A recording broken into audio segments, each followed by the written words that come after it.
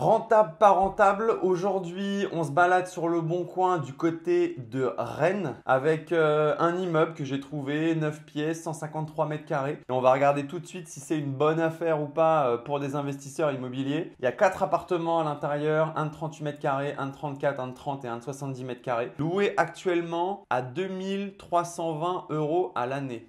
22 320 euros divisé par 12, c'est pas possible.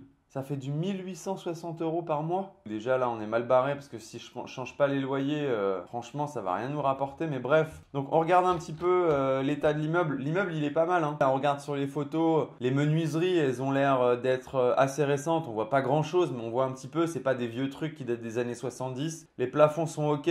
On voit que les sols aussi sont quand même relativement clean. Les murs, pareil. Quand on voit ça un petit peu sur toutes les photos, il n'y a pas forcément de travaux à envisager sur ce bien-là. C'est un peu un truc qui nous fait dire que c'est pas forcément une méga affaire non plus, parce que c'est quand il y a des travaux qu'on va pouvoir faire des bonnes affaires. Les seuls travaux que je vois sur ce bien-là, c'est par rapport ici à ce genre de parking ou une cave, enfin je sais pas comment on appelle ça, mais qui pourrait être aménagé. Aujourd'hui, c'est des débarras et ça pourrait être aménagé en appartement. Et là, on pourrait vraiment se faire un peu de maille. Prix affiché, voilà, il est bien élevé, 701 490 euros. Donc le gars, il a finalement un prix du mètre carré qui est à 4615 euros du mètre carré. On va regarder quand même prix de l'immobilier. Alors on est à 4526 euros. Lui, il nous le vend à 4615 euros du mètre carré. Déjà, il a un peu craqué son ben. Et si j'achète à ce prix-là, bah c'est une mauvaise affaire. Rien que pour cette raison-là, dans l'état actuel, je suis obligé de mettre un discount de 10%. Alors le gars, il va sûrement pas accepter cette offre, mais au moins ça me fait redescendre le prix du mètre carré. Au niveau des travaux, on a dit que c'était zéro. Du coup, si je dois emprunter 678 692 euros, je dois mettre un apport de 135 000 euros. Là, on commence à être sur du bel apport. Et mensuellement, je fais un emprunt sur 25 ans, ça va me coûter 2625 euros par mois. Dans l'état actuel, on voit bien, il y a du rouge partout. Une rentabilité brute à 3,3%. Clairement, c'est pas beaucoup. Mon cash flow brut, là, c'est la misère. C'est-à-dire que en brut, j'ai pas les assurances, d'autres frais annexes que je vais avoir qui vont encore diminuer mon cash flow. Là, je suis déjà à moins quasiment 800 balles par mois. Tous les mois, il faut que je sorte 800 balles. Donc là, c'est un peu terrible. Franchement, c'est la douche froide. Moins 800, moins 765 balles, c'est catastrophique. Donc en vrai, ce qu'il faudrait envisager sur ce bien, c'est deux choses. Déjà, d'augmenter les loyers, je sais pas pourquoi il a des loyers si bas, ou alors c'est moi qui ai fait mal le calcul, j'en sais rien, mais là, d'avoir 1860 balles de loyer sur 4 appartements